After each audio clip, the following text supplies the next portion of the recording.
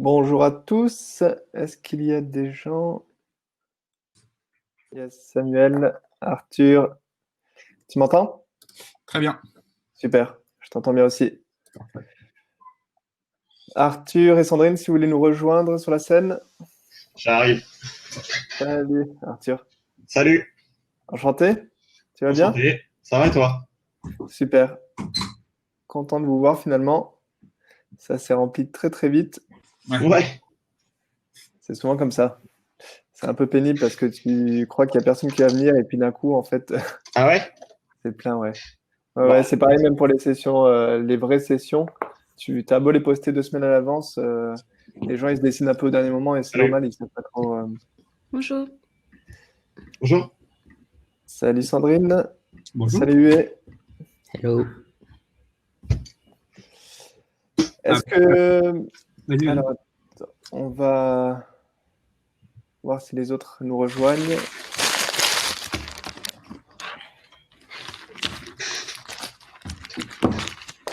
Ah, Grégoire, toi aussi, tu t'es coupé les cheveux. Ouais, finalement. C'est vrai que toi tu m'as connu avec les cheveux très très longs à cause du confinement. Très très longtemps. Ouais, très très long, très très longtemps. Hop. Attends, je me décale.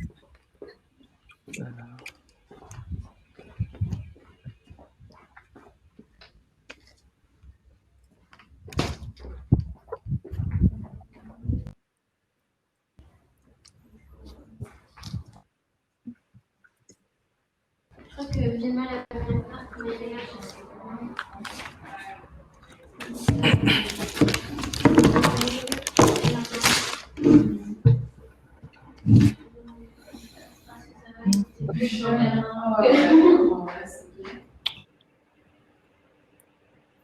On va peut-être commencer. Ouais, en les profiter pour se présenter déjà. Sandrine, toi, tu es Ouais. vraiment nouvelle dans la communauté coop. Est-ce que tu veux commencer par te Totalement. présenter ce que Oui. tu fais et justement par rapport aux produits ou data, où est-ce que tu en es, toi? Alors, donc moi en fait, là en ce moment, je suis en recherche d'emploi. J'ai fait une formation, enfin un bootcamp l'année dernière, qui s'est fini en janvier en data analyse. D'accord. Voilà, data analyst. J'étais auparavant chargée d'études marketing, donc c'est pour ça aussi que je suis très intéressée par le sujet data driven. J'avais eu l'occasion il y a 2 ans maintenant d'aller au Web Summit. Et j'avais entendu alors je crois qu'il était chargé de la data chez Condé Nast. Vous voyez les magazines, tout ça, enfin Ouais. Vogue et compagnie. Et il parlait justement de comment il fonctionnait en data sur le mode data driven. Et du coup, j'ai trouvé ça hyper intéressant. Et donc, c'est un sujet qui m'intéresse pas mal.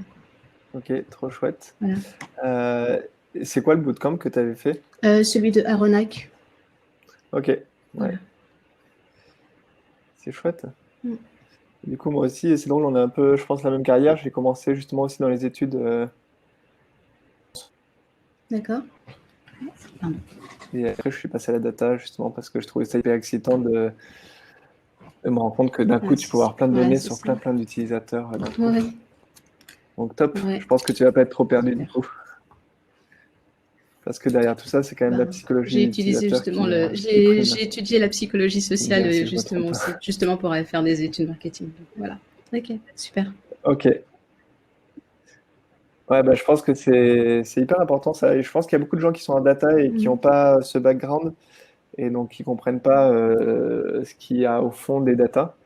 Et je pense que vraiment, tu as un bon départ quand tu as toutes ces connaissances en Il faut psychologie vraiment que je utilisateur. pense à le mettre en avant parce que j'ai du mal à trouver du travail et je pense que faut que j'arrive à les convaincre de ça. Ouais. Ouais, je Ok. pense que c'est important, ouais. Que tu n'es pas là juste pour lire les datas et que toi, tu as vraiment une compréhension différente. note. Parce que Donc voilà. tu sais pourquoi. Du coup, tu cherches un boulot plutôt en data analyst. Top. En fait, c'est vraiment mon objectif. C'est pour ça que je me présente pas en tant que chargée d'études marketing, mais vraiment en data analyst parce que j'aime bien coder aussi. Donc si je peux faire utiliser Python un peu plus, ce serait cool. Pareil, j'aime pas mal aussi j'aime bien la fin, c'est-à-dire faire la data visualisation, les dashboards. Je trouve ça hyper cool de vraiment apporter cette compréhension. Donc ouais, c'est vraiment ce que je cherche. Ouais, il faut vraiment mettre ça en avant, hein, parce que c'est pas tout le monde qui a le côté user et business en tête. Ouais. Ouais. Ok, bah, je prends. Peut-être, je me présente, cette fois, j'y vais. Moi, je suis Samuel, j'ai un background en product management depuis 10 ans. Samuel, je sais pas si c'est que moi, mais on t'entend pas trop. C'est... Un petit peu plus- On dirait que tu parles dans un coussin. Ouais, comme la dernière Un peu fois, comme ouais. la dernière fois, ouais. Je ne comprends pas. Alors, j'ai mis mes AirPods, ça n'a pas trop marché. Les AirPods, ça avait marché, il me semble, la dernière fois, justement. Ah, c'est bon. Ah, mais là, t'as tes AirPods? Oui, Ok. Non, bah, on n'entend pas du coup. Un peu, C'est Alors, dans un par contre, coussin. moi, c'est un j'ai peu mon dans un ordi. bocal.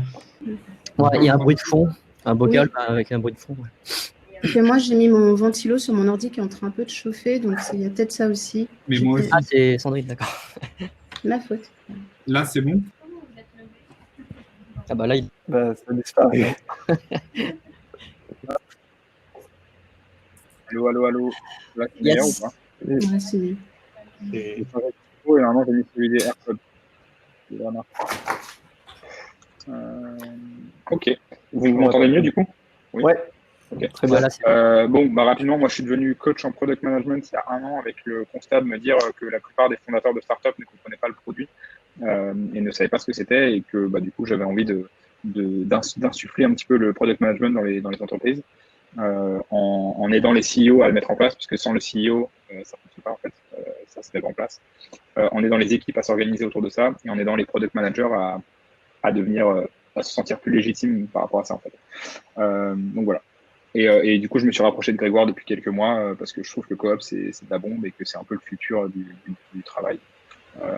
Et qu'on assiste à une petite révolution, on s'en rend pas vraiment compte, mais je pense qu'on assiste à une petite révolution et que Coop est un peu le fer de lance de cette révolution.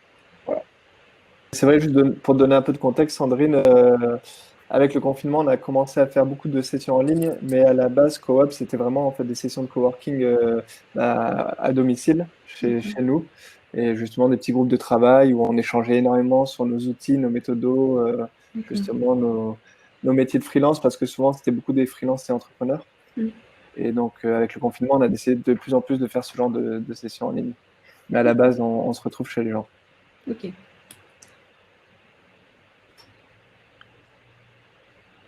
Qui est le prochain? Arthur? Hué ou Arthur? Arthur. On dirait qu'il a planté Arthur. Ouais. Arthur n'est plus avec nous. alors. Ouais, Vous entendez bien? vas-y. Ouais, très bien. Ah bah il est revenu, je sais pas. Bon, je vais grave. être rapide. Écoutez, UE, pour celles qui me connaissent, celles et ceux qui me connaissent pas. Moi je suis freelance en no-code, Bubble et Webflow principalement depuis pas très longtemps, depuis quelques mois, avec un background un peu tech. J'ai fait le wagon il y a 2 ans. Moi en fait j'ai fait un shift vers le no-code parce que je trouvais non seulement c'était plus intéressant et parce que en fait je suis pas un tech pur. Moi ce qui m'intéresse en fait c'est faire du produit et faire du produit en fait. Voilà. Et donc dès que je vois un truc sur le PM, ça m'intéresse, tu vois. Donc je m'inscris. Arthur, tu peux. Désolé, ouais, je viens de me déconnecter. Écoutez, moi, je suis data engineer dans une startup à Paris. Peut-être certains d'entre vous connaissent Comet. J'ai pas forcément un background traditionnel pour quelqu'un qui fait vraiment des choses assez techniques, quoi. Donc moi, je suis très très code justement. J'ai fait des études plutôt en sciences politiques, en fait, économiques, un truc assez généraliste. Et je me suis mis à faire de la data un peu sur le tas, quoi. Et j'ai commencé par être data analyst. Et puis la tech m'intéressait vraiment, donc je suis passé plutôt du côté ingénierie avec tout ce qui était forcément en programmation, les outils qui viennent avec, les frameworks, etc. Et mon expérience c'est principalement dans les startups, quoi. Aujourd'hui, ça fait 6 ans que je bosse pour des startups. Je crois que j'ai dû en connaître 4, 5, 6 de manière soit en CDI, soit en freelance. Et voilà, je travaille tout le temps en collaboration avec le produit, forcément, vu que la data est quand même très liée avec le produit. Et quand vous êtes en startup aussi, même si vous avez un job de data analyst ou de data engineer, vous faites jamais que ça. Vous êtes toujours au contact du marketing ou du produit ou de la finance, enfin tout ce qui touche à une startup finalement, vu que c'est des métiers assez poreux et voilà, c'est très transversal. On commence? Ouais, il y a Anna qui nous a rejoint. Anna, si tu veux venir sur la scène avec nous. Cool. Peut-être qu'elle peut. Ouais. Et du coup, en attendant, Arthur, donc ça ressemble à quoi un peu ton quotidien chez Comet? Alors, Comme boulot. mon quotidien, il est très varié. Aujourd'hui, mon quotidien, ça reste principalement de l'implémentation technique, quoi. Donc, c'est-à-dire, on a un problème business, on va développer une solution technique à ce problème business. Derrière, ça peut être lié à une feature produit. Donc, le produit va dire, voilà, pour régler ce problème business, on a besoin de cette solution product.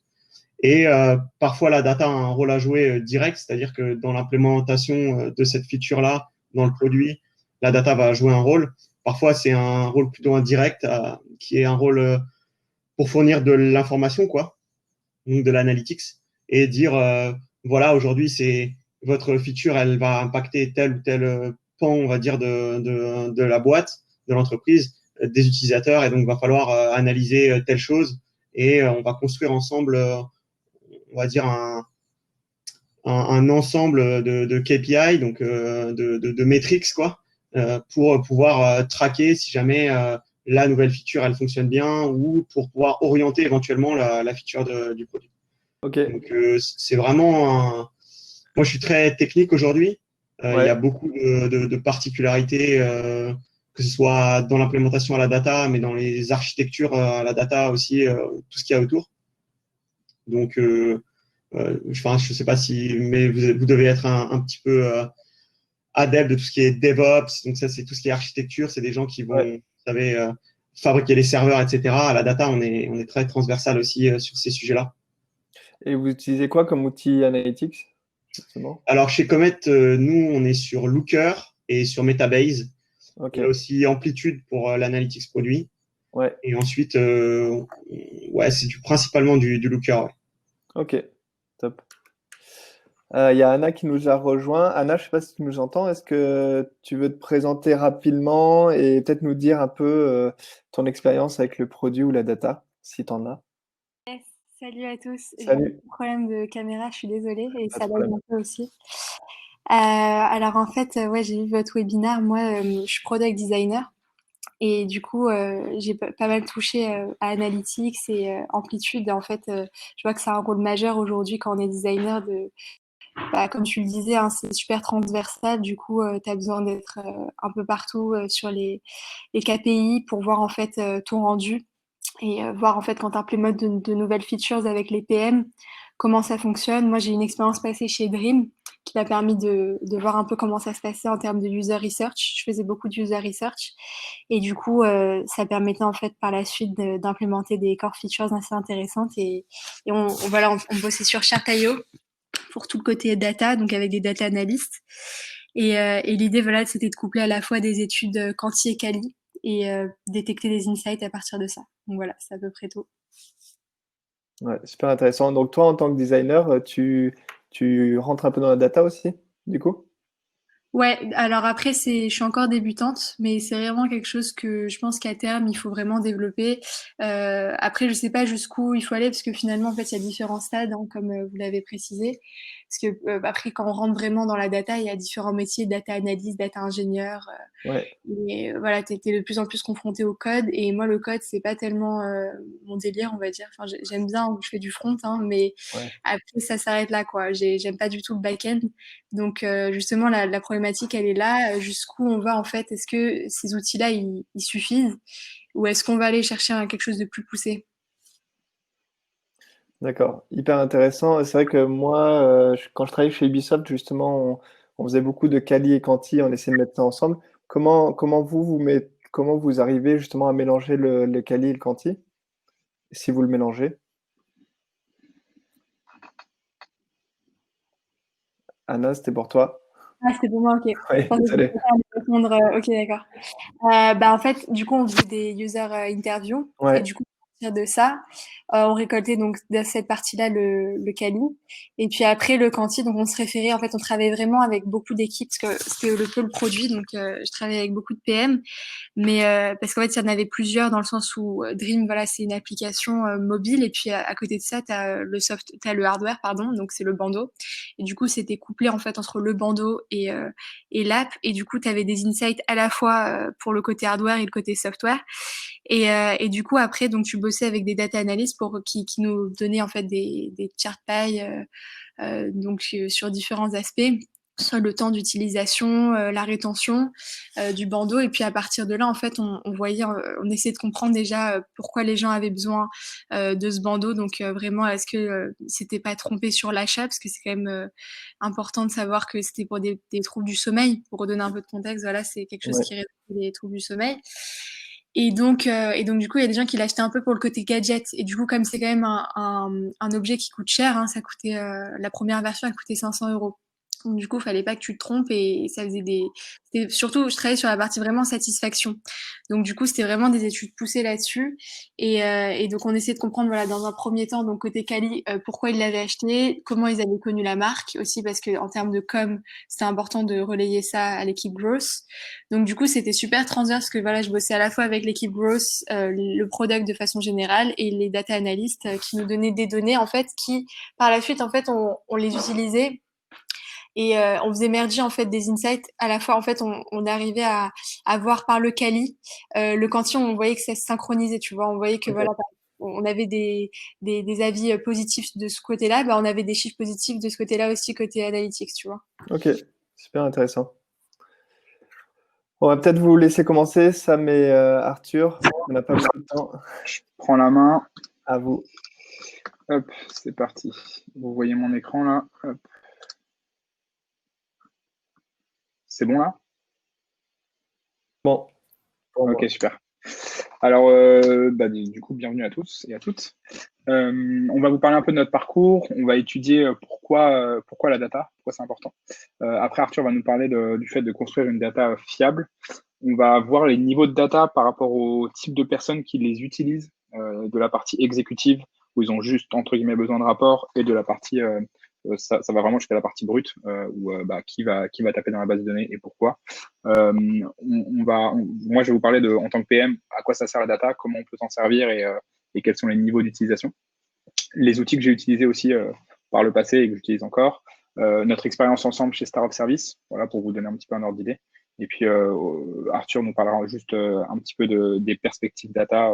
Et en fait, il y a des gros mouvements qui se passent au niveau data international. Et donc, ça va nous permettre de donner des perspectives. Et ensuite, on accueille les questions.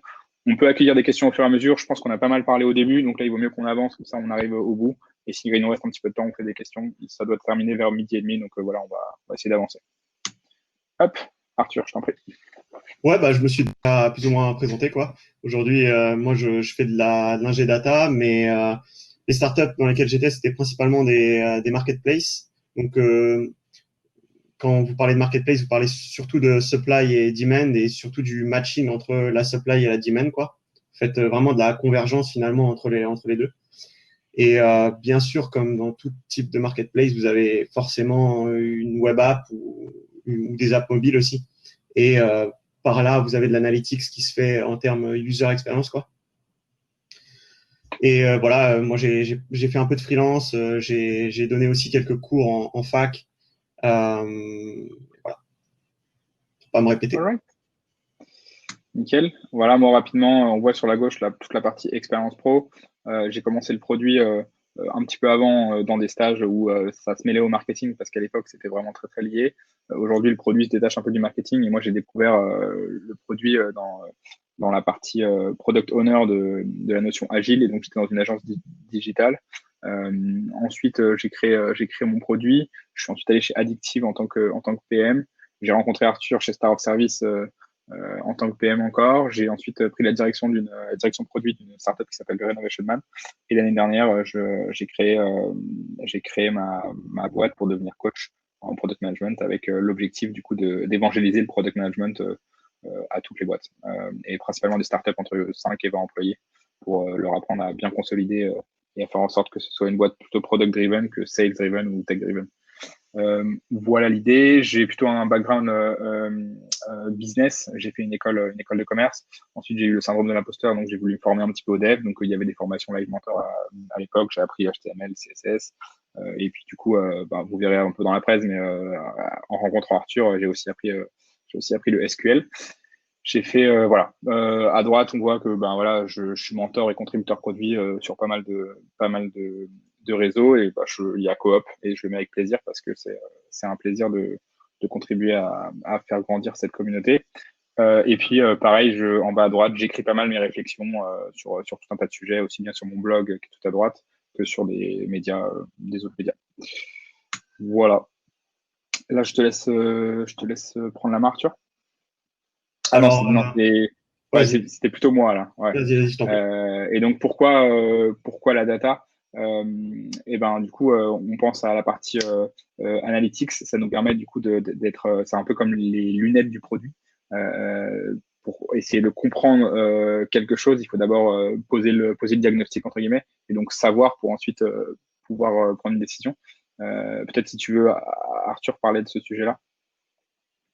Oui, bien sûr. Alors, je pense qu'historiquement, le product ou même la gestion de l'entreprise en général, ça a toujours été fait à l'intuition, quoi, et à l'affinité avec les utilisateurs. Et je pense que la data, on va pas dire aujourd'hui que c'est nouveau parce que c'est quand même pas nouveau. On est quand même en 2020. Ça commence vraiment à devenir assez ancré, on va dire, dans les process. Mais aujourd'hui, l'analytics sert forcément à diriger à peu près tout ce qui se passe dans une boîte, et le product en particulier. Et c'est vraiment, je pense que l'analytics c'est quand même un outil qui devient partie prenante finalement des outils du PM aujourd'hui, quoi. Ouais, c'est ça. Je prends le PM comme étant la prise de décision, mais du coup, sans information, on peut pas prendre une bonne décision. Donc, les deux sont intimement liés pour moi. Et du coup, c'est important, on se rend compte qu'il y a des data analysts qui commencent à être intégrés, et même depuis plusieurs années dans les squads product. Et du coup, ça nous permet de mesurer en amont ce qu'on pense, donc valider des hypothèses, et en aval, du coup, ce qui s'est passé, ce qui permet de prendre des bonnes décisions. Construire une data fiable, je te laisse prendre la main. Ouais, donc aujourd'hui, finalement, quand on est dans une startup, quand on est dans une entreprise en général qui n'a pas de data, faut savoir quand même, encore aujourd'hui, il y a quand même beaucoup d'entreprises qui ont peu ou pas du tout de data, ou qui on va dire ont un stack data, c'est-à-dire une architecture autour de la data qui est pas forcément très forte, avec des process derrière qui n'utilisent pas forcément la data.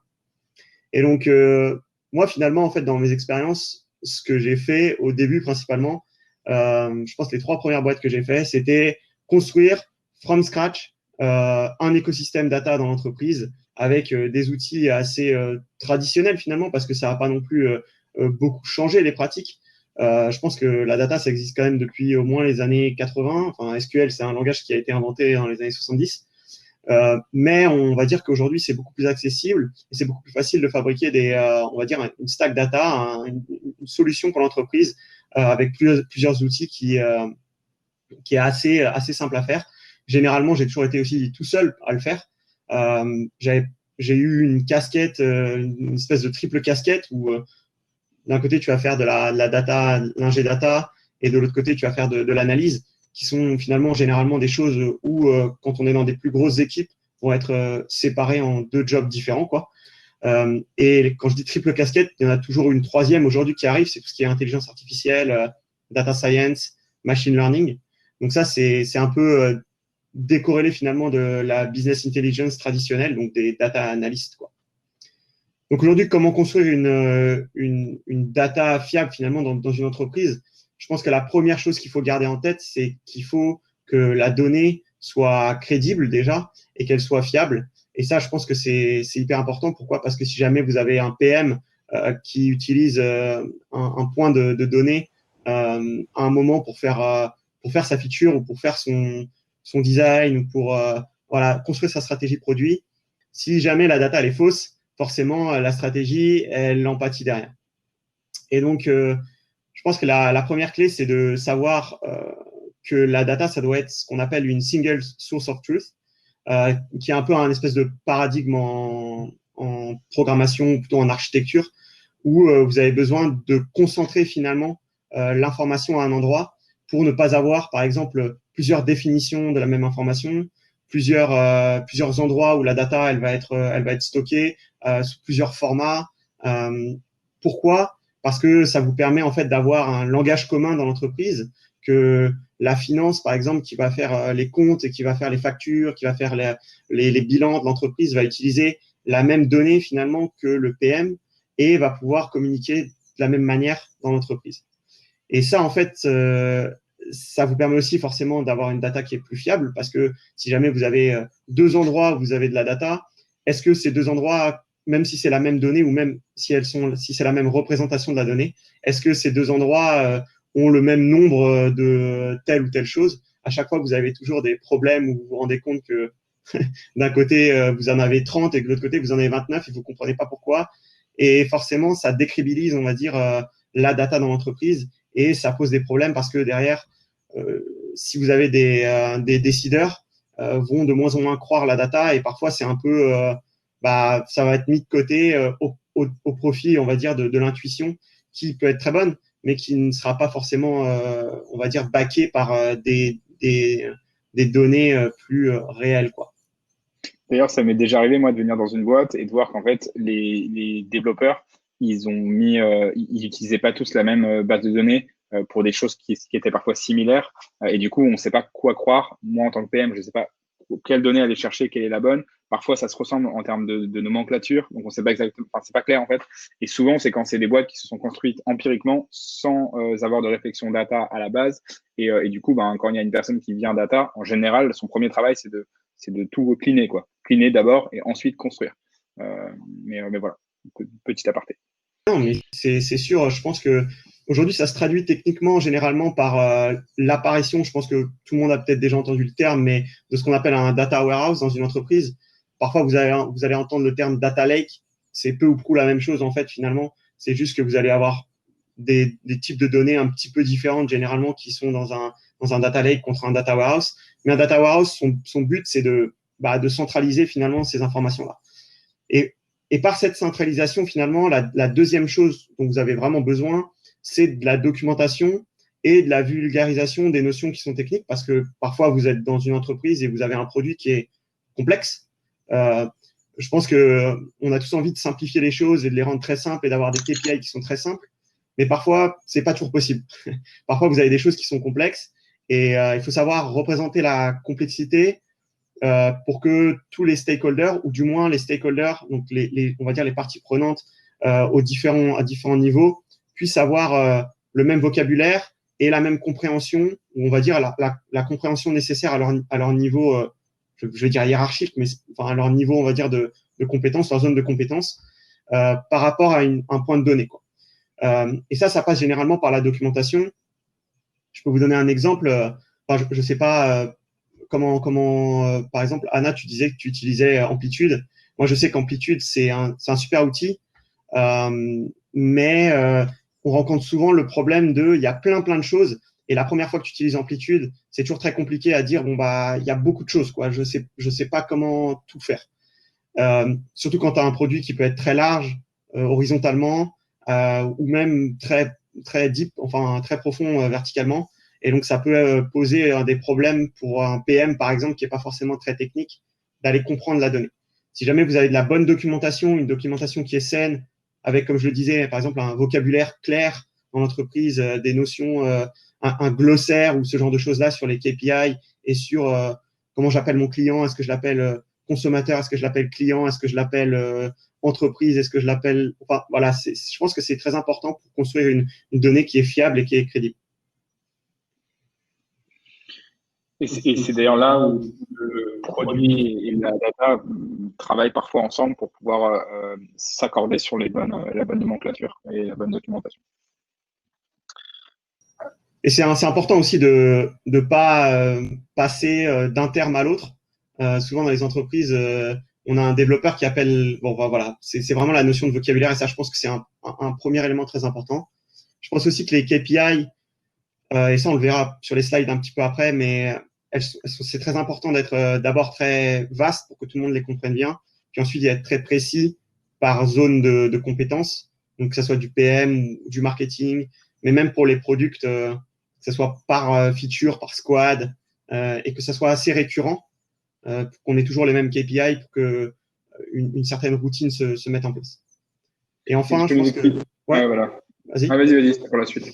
Et enfin, il y a vraiment cette notion aujourd'hui de différence entre data as a service et data as a product.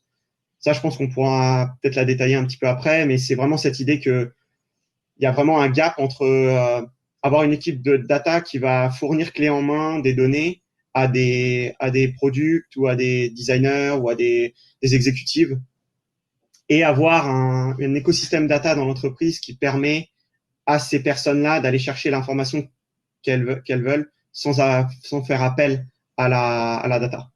Et généralement, c'est un petit peu ce qu'on va appeler du self-service dans l'analytics pure, mais parfois, c'est aussi simplement… parfois, vous avez des notions plus techniques là-dedans, comme fabriquer des API avec des structures qui sont avec les bonnes pratiques pour que, par exemple, un développeur utilise la data sans que la data lui soit fournie au développeur. Et donc, pour un product, c'est vraiment avoir la capacité d'aller dans un outil comme Amplitude ou Looker sans faire appel à un data analyst à côté pour lui fournir un chart, quoi. Et ça, pour l'avoir vécu dans plusieurs boîtes, ça change la vie de devoir faire la demande et de savoir que il y en a 10 de demandes qui sont devant toi et te dire un jour tu auras ta demande, ça prend du temps, je sais que c'est lui, ça lui prend du temps et toi tu dois du coup entre guillemets attendre versus tu as besoin de quelque chose, tu vas sur ton interface, soit les customs, soit c'est sur les outils à droite et à gauche avec tous les, on va dire la possibilité de faire ton extract toi-même. Ça change vraiment la donne, quoi. Tu es beaucoup plus agile, tu vas beaucoup plus vite, tu as entre guillemets besoin de personne, mais ça nécessite d'avoir que le data engineer dans la boîte, il ait construit quelque chose qui te permette de ressortir ça. Mais ça change la vie en fait. Ouais, et c'est vrai que moi, c'est pour ça que j'adorais Amplitude, parce que du coup, c'était vraiment ce que tu disais, Arthur, c'est que pour le coup, j'organisais tout sur Amplitude pour qu'en fait, éviter d'avoir plein de demandes, comme tu disais, et qu'en fait, s'ils ont vraiment un besoin produit, ils ont envie de savoir un peu plus sur leurs utilisateurs, ils pouvaient le trouver directement sur Amplitude. Donc, je préférais leur faire des formations et refaire des formations sur Amplitude pour être sûr qu'ils puissent le gérer tout seuls que les anciens data analysts où en fait ils avaient des tickets de demande et souvent ça leur prenait 3 semaines pour donner la réponse et au bout de 3 semaines tu dis de toute façon maintenant je m'en fous parce que c'est trop tard quoi. C'est ça. Donc c'est hyper important ces outils comme Amplitude, Mixpanel et tout pour vulgariser un peu la data et la rendre disponible en fait à tout le monde. Je trouve ça assez cool. Du coup là on va sur le niveau de data. Et justement, du coup, Arthur parlait de chaque personne a entre guillemets sa zone de compétence, sa compréhension de la data et comment il la consomme. Je t'en prie, Arthur. Ouais, on peut passer rapidement sur ça. Je pense que vous êtes assez familier avec ces notions-là, mais je pense que la première chose que dans une entreprise, même de manière assez traditionnelle, quoi, et c'est très, très vieux, quoi. Vous avez la première chose, c'est le rapport, quoi. Le truc que tu reçois dans ta boîte mail, qui est un résumé, un digest, quoi, de ta zone pas forcément de compétences, mais on va dire de prérogatives, quoi, et qui te résume un peu les métriques, les données que tu as besoin de connaître, parfois toutes les semaines, parfois tous les jours, parfois tous les mois, avec souvent du pré-mâché, quoi. C'est-à-dire que le data analyst, il est passé sur la data, il a sélectionné les points intéressants, il a mis des grosses flèches pour savoir. Exactement. Il a mis des bons commentaires, il a utilisé le bon vocabulaire parce qu'il connaît, parce qu'il sait que c'est ton vocabulaire. Et si le rapport il est bien fait, bien sûr. Et c'est parfois automatisé, parfois ça l'est pas. Même généralement dans beaucoup d'entreprises, c'est pas automatisé. Donc c'est quelqu'un qui va dire mon vendredi matin, c'est le rapport pour le marketing, quoi. Voilà, donc ça c'est la première chose. Généralement c'est aussi pour tout ce qui est executives. Donc, vous allez avoir même des PowerPoint, quoi, avec des charts, etc. La deuxième chose, le deuxième niveau qui est un peu plus précis, c'est la dashboard. La dashboard, je pense que vous avez tous aussi des connaissances là-dessus. Finalement, c'est quoi? C'est un rapport, sauf que c'est un rapport qui est dynamique et que vous pouvez filtrer, que vous pouvez éventuellement agencer un petit peu. Vous pouvez changer les dates, généralement, vous pouvez changer les filtres et vous pouvez finalement faire un peu votre propre analyse, mais avec quelque chose qui est déjà préconçu et qui est très borné, qui est qui laisse relativement peu place à l'erreur, entre guillemets. Et puis, du coup, en général, ça touche pas de la donnée qui est toute fraîche, ça touche à de la donnée qui est copiée de la base de données de prod, entre guillemets, et qui, du coup, qui a quelques latences, quoi. C'est pas du frais, mais ça permet quand même d'avoir des infos, d'avoir de bonnes infos, quoi. Tout à fait, ouais, tout à fait. Alors après, tu peux parfois avoir des dashboards en live, c'est possible, mais effectivement, généralement, c'est plutôt sur de la donnée qui est déjà bien transformée. Et après, vous avez donc ça s'adresse plutôt à des utilisateurs qui vont venir juste pour consommer une dashboard qui ont l'habitude de consommer. Quelque chose qui est récurrent, mais qui est à la demande quand même. C'est-à-dire que c'est pas j'attends mon rapport, c'est je vais voir. Il y a quand même une notion de proactivité là-dessus. Et je pense que c'est vraiment ce qui distingue les deux. Et je pense qu'aujourd'hui, la dashboard et le rapport dynamique, c'est un peu je dirais la step actuelle où les entreprises, quand ils sont data-driven, elles en sont à peu près là, quoi, on va dire. Même les startups, même si vous êtes une super startup, généralement, la dashboard qui est manipulable par à peu près tout le monde dans l'entreprise, c'est un peu la première step pour avoir une entreprise qui est plus data-driven.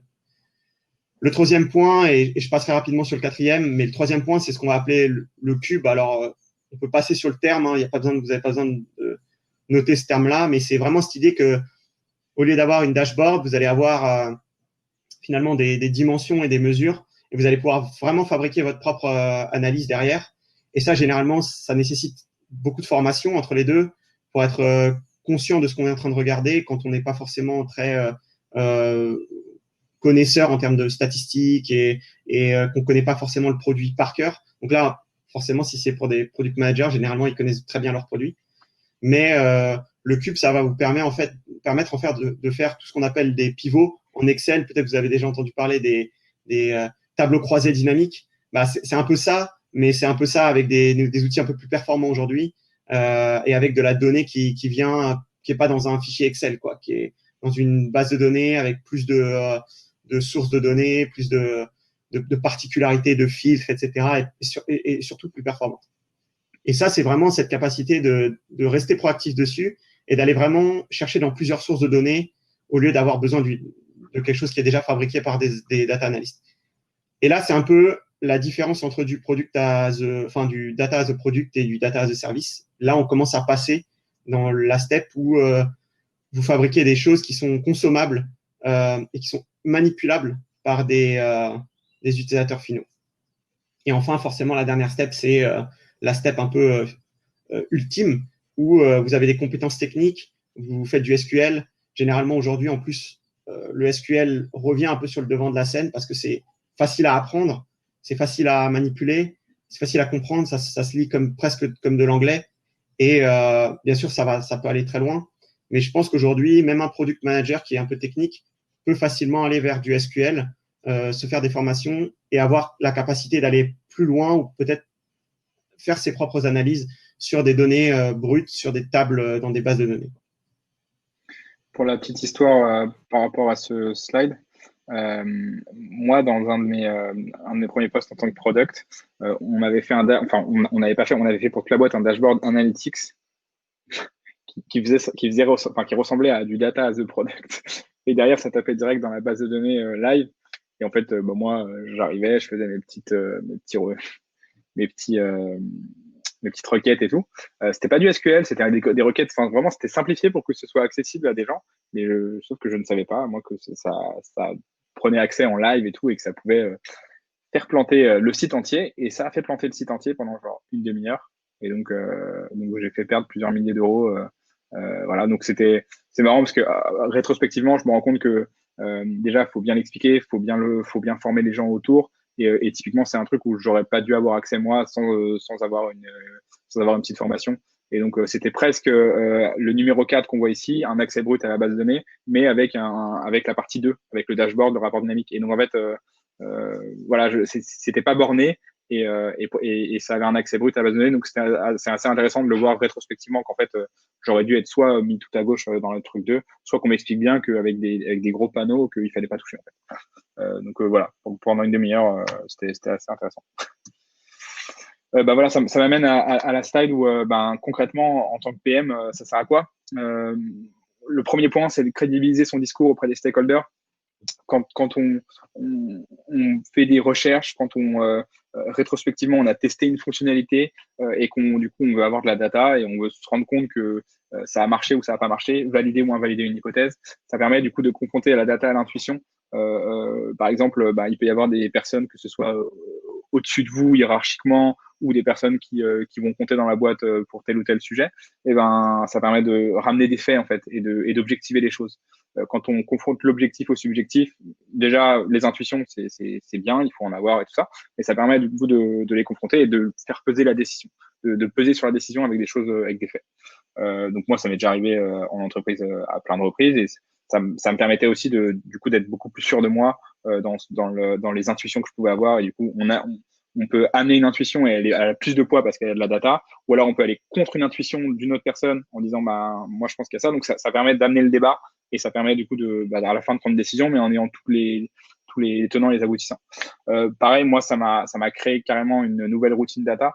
Avant que je rencontre la data, voilà, c'était un peu à l'intuition, au talent comme on dit. Et puis du coup après, ben moi depuis que j'ai rencontré la data, on va dire, je m'astreins à avoir une routine, à faire en sorte que d'intégrer la data dans mon quotidien pour pouvoir connaître vraiment au plus proche ce que font les clients, comment ils agissent, et ensuite de façon encore plus fine, quand je construis une feature, bah voilà, je vais la monitorer pendant une semaine, 2 semaines, un mois, pour voir un petit peu ce qui se passe, ce qui se fait, et puis du coup ça me permet derrière de pouvoir réajuster, de pouvoir retravailler dessus s'il y a besoin.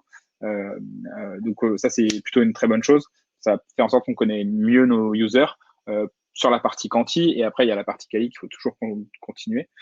Et puis ça permet aussi de connaître mieux ces analytiques du business. Ça paraît simple, mais en fait quand tu sais combien toi tu travailles sur un produit en particulier, mais du coup ça te permet de connaître aussi les analytiques business de toute la boîte, quel est le panier moyen global, quel est le nombre de sessions qui sont faites par jour, toutes les choses qui sont plutôt grosses mailles, ça te permet toi de les avoir en tête et de pouvoir agir dessus et de pouvoir voir quand ça bouge vraiment.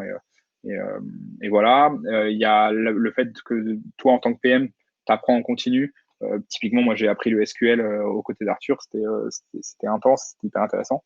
Et je l'ai appris un petit peu au quotidien. Voilà, ça m'a permis en ayant une personne à côté de moi qui m'aide sur ce sujet, en suivant des petites formations à droite à gauche, ça me permet de consolider mes connaissances sur ça. Et puis dès que du coup, ça m'amène à la quatrième partie.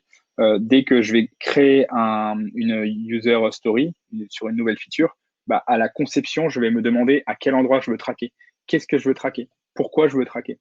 Et derrière, comme je connais la data, que je parle avec la personne qui est dans mon entreprise qui fait la data, et ben, je vais pouvoir mettre la bonne nomenclature pour les devs. Donc tout ça, ça fait gagner un temps fou à tout le monde, en fait.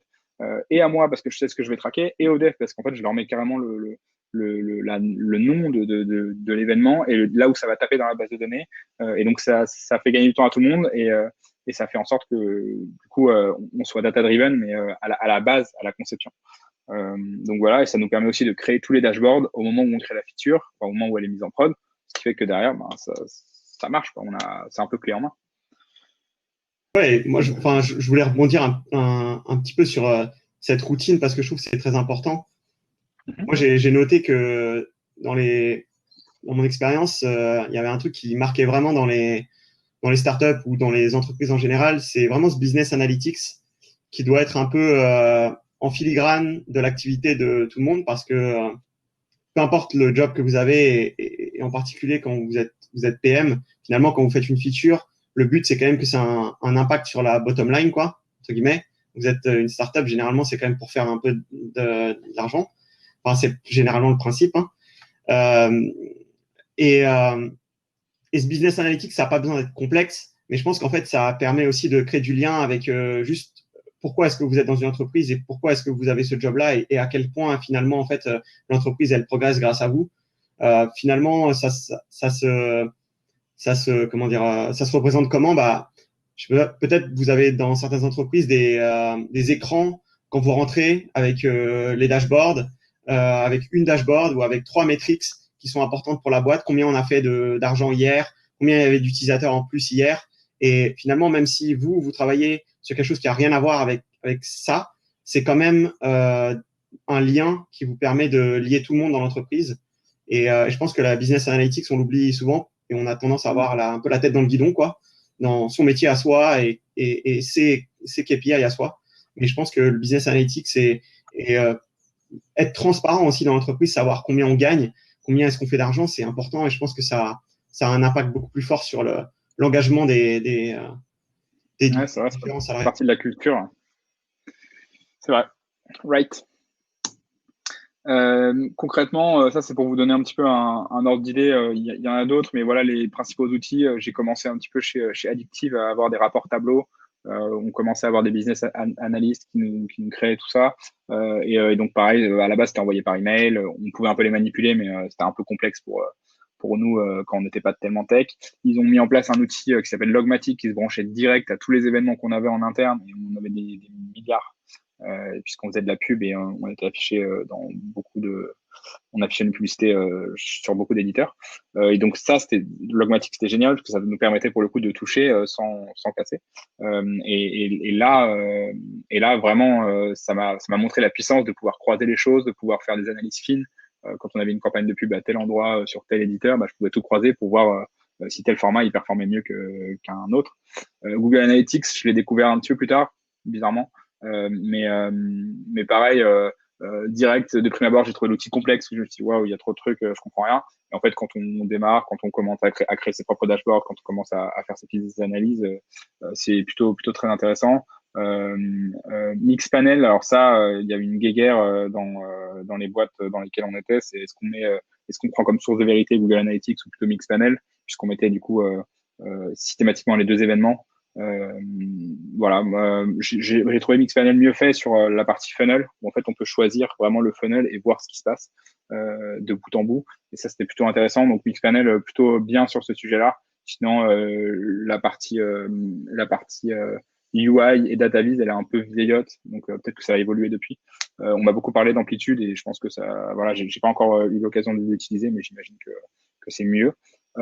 Et après, Hotjar, qui est pas tellement de l'analytics en soi, mais ça permet de mieux connaître son user et la manière dont il interagit sur la fonctionnalité qu'on a fait. C'est plus fonctionnel que analytics, mais parfois ça peut rentrer dans une réflexion globale. Voilà un petit peu les outils. D'ailleurs, si vous en avez d'autres en tant que PM que vous aviez utilisé, avec plaisir. Et moi, j'ai utilisé plein d'outils. Je vais pas vous lister tous les outils sur lesquels j'ai travaillé, mais je pense que l'important, c'est aussi finalement à travers ces outils-là, on voit généralement qu'il y en a qu'on peut regrouper sous plusieurs on va dire thématiques, quoi. Vous avez le user analytics généralement, Mixpanel, Amplitude. Vous avez Indicative aussi, qui est pas très connu mais qui est très très bien. Et vous avez d'autres outils comme à l'époque il y avait un outil qui s'appelait Kissmetrics, je crois. C'était pas mal aussi. Mais je crois que c'est un peu viré de bord, c'est plus trop exactement ce que ça faisait à l'époque. Et ces outils-là, finalement, en fait, parfois ça peut être très compliqué la première fois, mais une fois que c'est finalement assez, c'est toujours la même chose, quoi. Mixpanel, Amplitude, Indicative. Si vous avez utilisé un outil dans votre vie pendant assez longtemps, c'est assez facile de reproduire la même chose sur un outil qui est similaire et qui fait le même type de feature, quoi. Ouais, ça me fait penser Pardon? Ça me fait penser à AB Testy que j'avais utilisé et qui fait rentrer quand même de la data dans la décision. Ouais, bien sûr. Après, effectivement, les plateformes d'AB Test, AB Testy, je connais pas trop parce que j'ai pas trop utilisé, mais je sais qu'il y a Google Optimize aussi maintenant qui est très très bien, qui est gratuit. Ouais. Et ils ont fait beaucoup. Je crois que c'était l'année dernière qu'ils ont changé un petit peu on va dire les features. Ils ont rajouté beaucoup de choses et ou même Firebase sur mobile. Je sais pas si vous connaissez aussi, c'est très très bien. Ouais. Et après, vous avez forcément tout ce qui est data analytics, enfin visualisation. Et ça, je pense que c'est toujours pareil aussi. Tableau, Looker, après tous les autres tools comme Chart.io ou Periscope Data, Mode. Enfin, après, je peux vous les lister. Il y en a plein, quoi. Et finalement, c'est généralement toujours la même chose. Dimension, metrics, charts. Une fois que vous avez compris comment ça fonctionne, vous pouvez tout faire vous-même sur quasiment tous les outils. Et je pense que ça qui est bien, c'est que finalement, vous n'êtes pas juste sur un outil, vous êtes sur tous les outils une fois que vous avez appris un outil. Il suffit d'avoir eu au moins expérience avec 2 outils pour pouvoir faire les correspondances. Et une fois que vous avez cette correspondance, vous pouvez facilement réapprendre un nouvel outil. Yes, et du coup, je vais avancer sur l'autre partie. Et là, c'est un petit peu Arthur et moi, pour faire un petit peu rapidement notre rencontre. Moi, j'étais chez Startup Service en 2017 et Arthur nous a rejoint peut-être 6 mois plus tard. Et au début, bah, voilà, ça parlait data, mais c'était pas vraiment, on n'avait pas vraiment mis en place un petit peu l'espèce de machine de guerre qu'on voulait mettre en place. Du coup, peut-être Arthur, tu peux expliquer un petit peu comment ça a évolué quand tu es arrivé et qu'est-ce que tu as découvert? Ouais, bah moi je suis arrivé. Je pense que le point emblématique c'était on avait en gros ce qu'on appelle des pipelines de données, c'est-à-dire on prend la donnée dans une source et on la met dans une autre dans une destination. Et on en avait un en gros et il prenait, je crois, 23 heures à tourner. Donc c'est-à-dire qu'en fait il tournait tous les jours. Donc ça veut dire qu'il finissait de tourner, 1 heure après il recommençait à tourner quoi. Et donc c'était pas forcément très efficient. Et je pense que la première chose que j'ai fait, c'était de finalement remettre à plat, créer ce que je vous ai expliqué tout à l'heure, c'est-à-dire un data warehouse, et commencer à faire converger la donnée de plusieurs sources différentes dans ce data warehouse. Donc généralement, vous avez des outils comme AdWords quand vous faites du marketing, du SIA, l'acquisition payante. Vous avez forcément Google Analytics derrière, mais sur Google Analytics, vous pouvez pas tout faire. Vous pouvez pas aussi lier les données de Google Analytics avec les données de votre base de données. Vous avez besoin de toujours croiser la donnée. Et forcément, toutes les bases de données, nous, on en avait, je crois, 83 parce qu'on avait été présent dans 83 pays. Et donc, il fallait faire converger ça. Et donc, la première chose que j'ai fait, c'était de passer ce pipeline qui mettait 23 heures à tourner en quelque chose qui mettait peut-être 23 minutes, quoi. C'était finalement l'idée au début, c'était de faire quelque chose de plus pragmatique et quelque chose qui fonctionne de manière plus, qu'on appelle en programmation atomique, quoi. C'est-à-dire vous avez un petit pipeline qui va faire une seule chose bien précise et qui va fonctionner. Et si jamais ça casse, vous pouvez réparer que ça et ça impacte pas les autres trucs, quoi. Le principe des microservices. C'est un petit peu ça, ouais, effectivement. C'est un peu sur la même idée.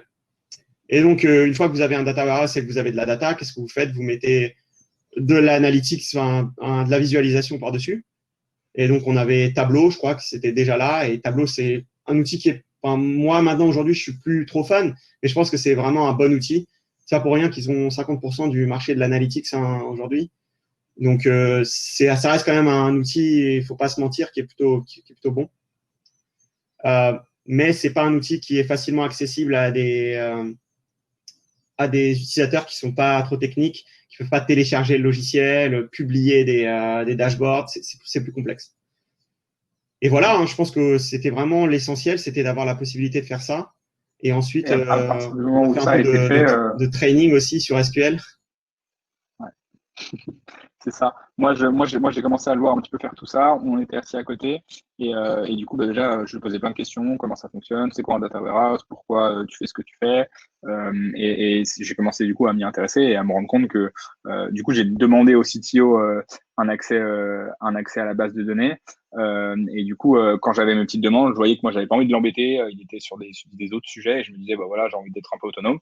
Et puis, je commençais à faire mes petites requêtes SQL. Je lui demandais qu'il me corrige, qu'il m'explique pourquoi. Je pouvais en plus donc il m'a montré l'outil Dbeaver. Je sais pas si tu te souviens.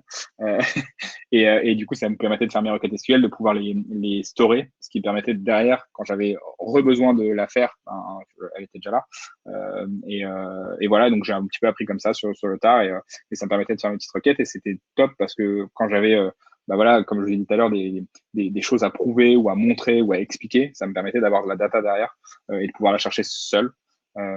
Donc voilà, super crush avec la data pour en revenir au thème de cette conf. C'est voilà, moi je suis tombé amoureux de la data et c'est à peu près de s'arrêter quoi. Et donc super intéressant. À la fin aussi chez Star of Service, une fois qu'on avait, comme je vous l'ai dit, en fait, le tableau, c'est pas très user-friendly. Enfin, vous pouvez pas trop faire les choses. Vous êtes toujours obligé de demander à votre data analyst ou à votre data engineer fallait fabriquer la dashboard, fabriquer le truc. On a mis un tool en place qui s'appelle Superset.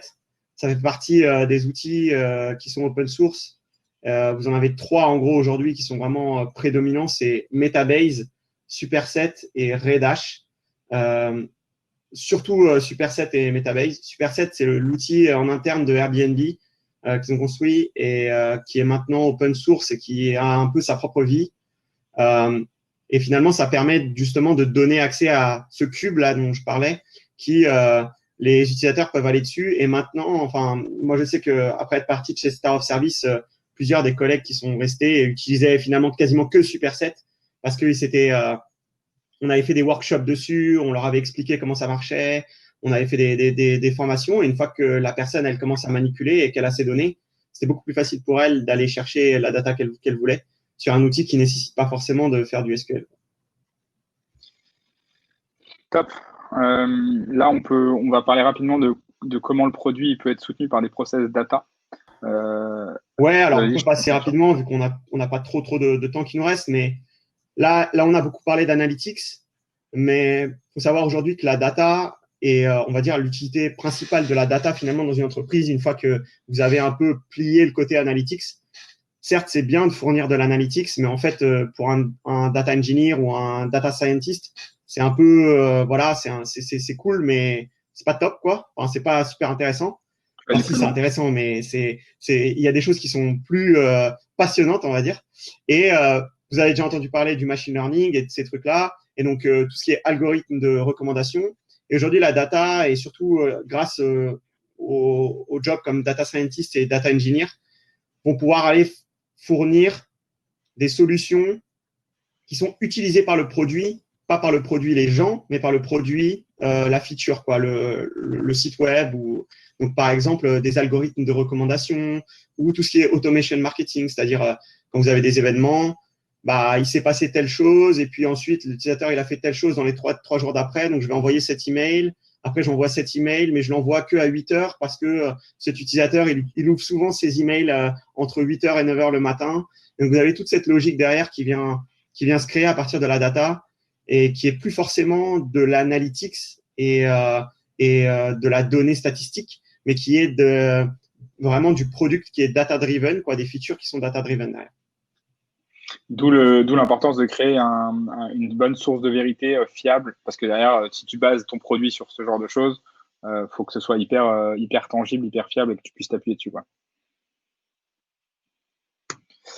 Et du coup, là, c'est un peu la dernière slide avant la partie. Ouais, pas grand-chose à dire de plus dessus. C'est juste que aujourd'hui, ça se consolide beaucoup dans les outils. Vous avez les gros comme Salesforce et Google qui ont racheté des outils un peu plus petits. Bon, un peu plus petit, 15 milliards, c'est quand même pas mal, quoi. Et voilà, c'était juste pour mettre une parenthèse sur ce point-là. C'est parti, on a 2 minutes de questions. Je vais enlever. Hop. Déjà, merci beaucoup. Je vais laisser quand même la priorité à Anna, Sandrine ou Nicolas, parce que moi, j'ai l'habitude de vous voir, donc si j'ai des questions, je pourrais vous les poser personnellement.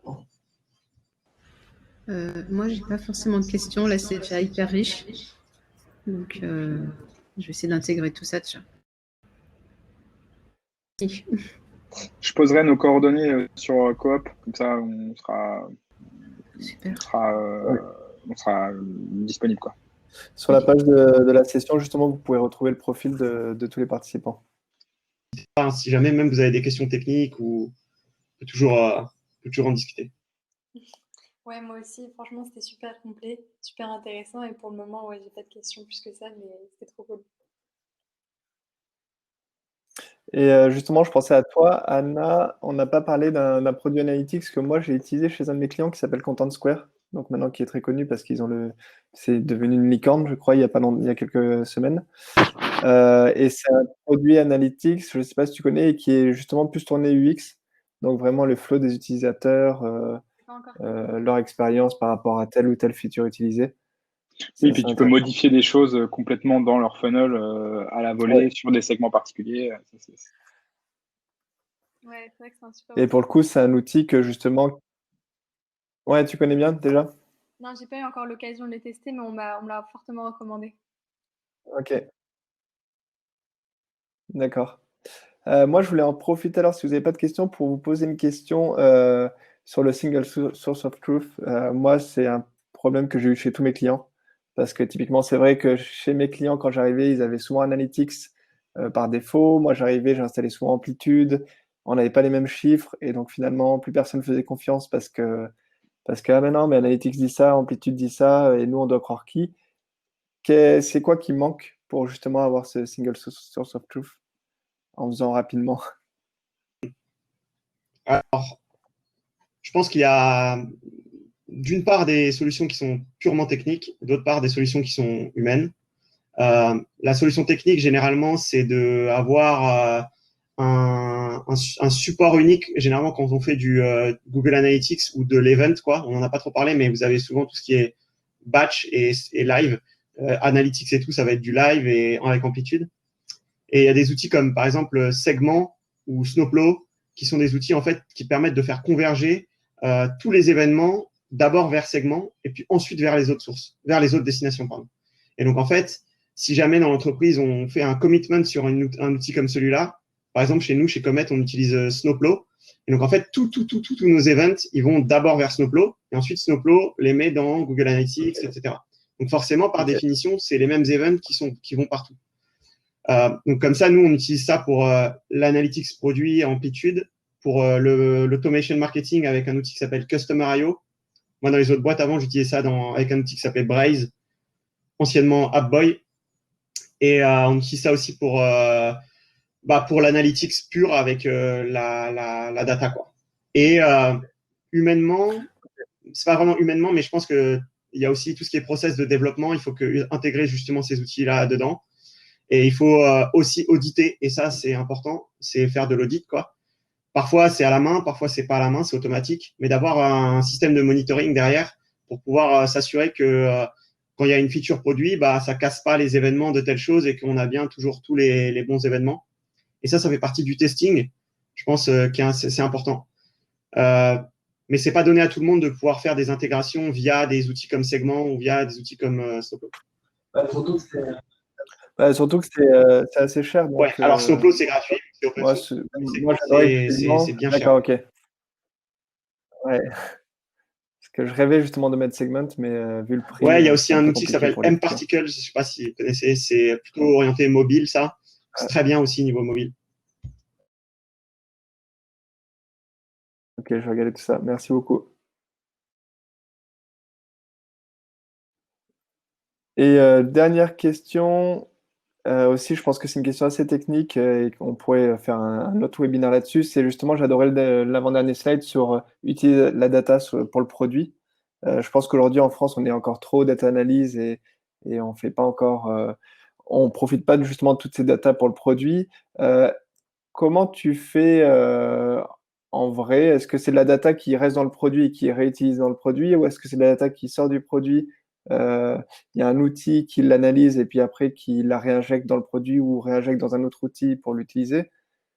Tu parlais des emails par exemple. Alors, je pense qu'il y a. Alors, déjà, simplement, en fait, ça vient généralement après l'analytics parce que l'analytics, c'est la base de la data. Et que tu peux pas trop faire de data science et de machine learning si tu n'as pas au moins un peu des bases statistiques sur ton entreprise et sur les données. La première chose, c'est que ça passe aussi par avoir des data engineers. Et en fait, souvent, tu vois des startups qui vont d'abord recruter des data analysts avant même d'avoir un data engineer dans la boîte. Et en fait, c'est une très mauvaise chose parce que, en fait, un data analyst, bon, après, toute proportion gardée, hein, ça peut très bien marcher. Mais généralement, on n'a pas les compétences techniques pour être sûr que la data elle est de bonne qualité, que les pipelines de données fonctionnent bien, etc. Ouais. Donc ça, c'est un peu la première base. Et une fois que vous avez des data engineers, ça passe, je pense, en deux steps. La première, c'est ce que tu disais, c'est-à-dire injection. C'est-à-dire que tu prends de la donnée, tu la traites tu ajoutes de l'intelligence dans la donnée et tu la réinjectes dans un système qui est utilisé par ton produit. Généralement, la base de données produit, quoi, tu vois. Donc, techniquement parlant, ça marche. Genre, tu as des tables produits, quoi, qui sont des tables normales pour utiliser la base de données. Et de l'autre côté, tu vas avoir les tables analytics, ou plutôt data-driven, quoi, qui sont des tables qui sont nourries par la team data, quoi. Donc ça, c'est la première step pour vraiment faire de l'intelligence. Et la deuxième step, c'est du live, quoi, c'est-à-dire avoir des outils un peu plus live, quoi, des bases de données, par exemple, de graphes, quand tu fais de la search, ou donc, par exemple, du matching, quoi, quand tu as une marketplace et que tu dois matcher de l'offre et de la demande, et que tu veux faire des algorithmes de recherche un peu plus poussés, tu peux utiliser des trucs comme Elasticsearch pour faire juste du ranking, quoi, et de la search, mais tu peux utiliser, par exemple, les graphes database comme Neo4j.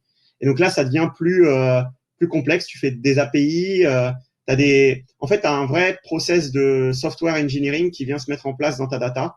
C'est plus d'analytics. Tu deviens des vrais développeurs avec les mêmes pratiques que le développement, du code review, du testing, tout ce qui se fait. Okay.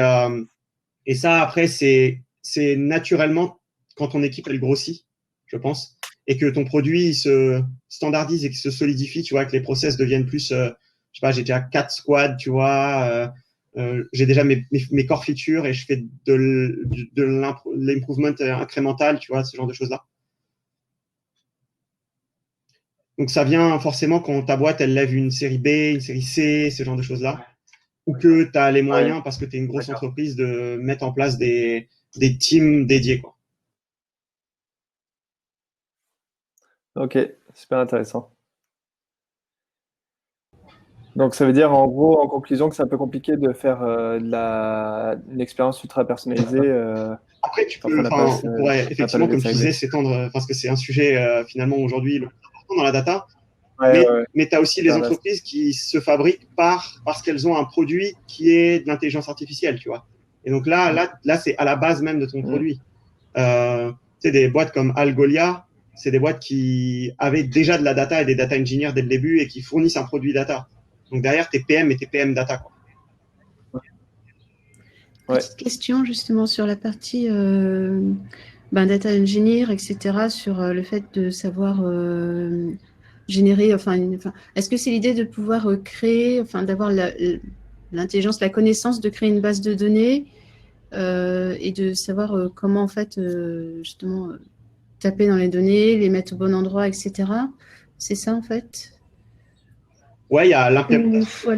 Il y a l'implémentation et réussir à créer le flux, justement, c'est ça? C'est ça, maintenir le flux, s'assurer que le flux il est toujours bon, qu'il n'y a jamais de problème de données. Et aussi, souvent, aujourd'hui, c'est modéliser la data, pour qu'elle soit ensuite requêtable facilement. Parce que une donnée qui sort d'une base de données produit, c'est pas forcément une donnée qui est facilement consommable. Et donc, en fait, il y a beaucoup de transformations à faire. Et cette transformation, elle n'est pas toujours évidente, quoi. C'est pas un truc genre, il faut que ça soit comme ça. Parfois, il y a 15 manières de faire. Et la manière de faire que tu vas choisir, c'est la manière parce que tu as de l'expérience, parce que tu sais comment le produit va l'utiliser, tu sais à quelle question tu dois répondre. Et c'est vraiment modéliser la data. Et généralement, aujourd'hui, on le fait en SQL, quoi. D'accord, oui. Donc, ok, je vois très bien. Parce que je pensais qu'il y a aussi donc éventuellement une partie cleaning pour recréer s'il y a besoin, de la transformer et compagnie. Sure. Le cleaning, ça, évidemment, c'est hyper important. Oui. Ouais, carrément, ouais, c'est s'assurer que juste il y a des bonnes datas, qu'il n'y a pas des trous, ce genre de choses-là. Ça, c'est hyper important. Ouais. Après, aujourd'hui, les solutions sont quand même plus, plus matures pour éviter ce genre de problème. Allez, il y a plus longtemps, c'était beaucoup plus problématique, ce genre de problème, quoi. Ok. Oui, c'est parce qu'en fait, comme dans l'information, j'ai aussi appris à faire tout ça. Je me suis formée aussi sur la partie SQL et compagnie toute seule. Donc, pour savoir ce que je pouvais mettre éventuellement aussi en avant. Parce que effectivement, je constate que si je veux travailler en start-up, par exemple, logiquement, il vaut mieux d'abord un data engineer qui va déjà réussir à bien capter les données avant d'avoir la personne qui est en capacité de les analyser et de faire les dashboards. Donc, du coup, exactement. Ouais. Exactement. Mais généralement, malheureusement, quand les boîtes sont pas data-driven, elles vont pas recruter de data engineer parce que c'est pas un métier que tu connais à première vue, quoi.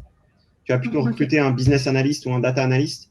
Généralement, il ne va pas avoir le leverage suffisant pour pouvoir avoir un bon impact dans l'entreprise derrière. Ok, c'est noté. Merci. Bah, du coup, Grégoire, je laisse le mot de la fin. Et, Ouais, en tout cas, je vous remercie d'avoir été là. merci beaucoup, c'était vraiment top. Donc, vous pouvez retrouver tous les participants sur la page de session et je vais aussi vous envoyer le replay. Vous voulez revenir dessus. Sam, est-ce que tu pourras m'envoyer aussi tes slides? Comme ça, j'en profite pour envoyer les slides aussi. Je le Il y fais avait tout de des suite. infos hyper intéressantes dessus. Trop cool. En PDF. Puis voilà, Ouais, super. parfait. Merci beaucoup en tout cas à tous, Arthur et Samuel. Et puis Merci on à se vous. revoit bientôt. Merci Ciao, beaucoup. ciao. Salut, bonne journée. Au revoir. Salut. Bye.